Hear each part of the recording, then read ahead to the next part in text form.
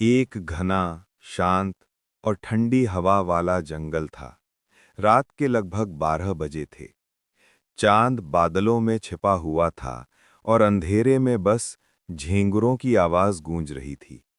इसी जंगल के किनारे एक छोटा सा आश्रम था, जहां ऋषि अद्वैत तपस्या करते थे।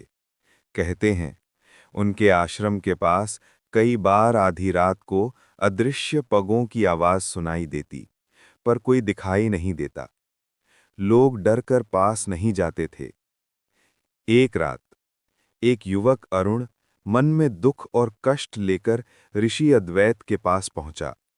उसने कहा, गुरुदेव, मैं भगवान को महसूस करना चाहता हूं। क्या वो सच में होते हैं? ऋषि मुस्कुराए। अगर तेरे भीतर सच्चा विश्वास है, तो आज रात तू उन्हें महसूस करेगा। उसी पल हवा अचानक थम गई। जंगल एकदम शांत हो गया। इतना शांत जैसे प्रकृति अपनी सांस रोक कर खड़ी हो। धीरे धीरे एक आवाज आने लगी, टक टक टक, जैसे कोई अदृश्य रूप से पग धरकर चल रहा हो। अरुण का दिल जोर जोर से धड़कने लगा। उसके रोंगटे खड़े हो गए।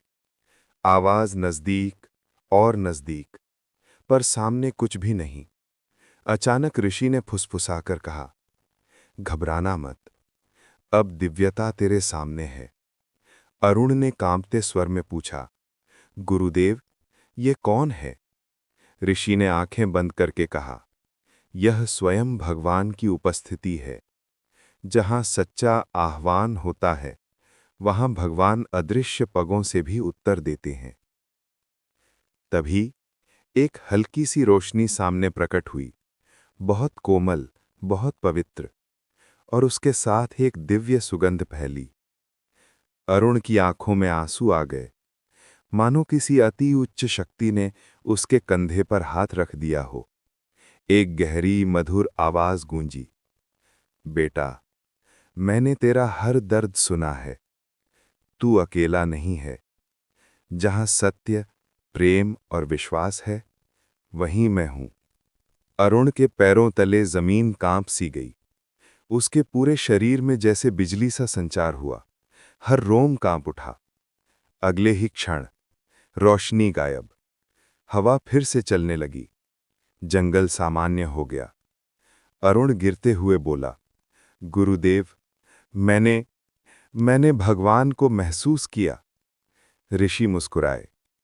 भगवान दिखाई नहीं देते, पर जब मन सच्चा हो, तो उनकी उपस्थिति हवा, प्रकाश और धड़कनों में भी महसूस होती है।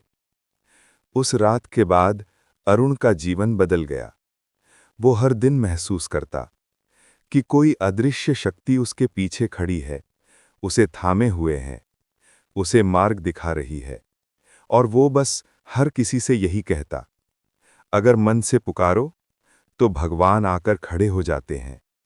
कभी दिखाई नहीं देते, पर महसूस जरूर होते हैं।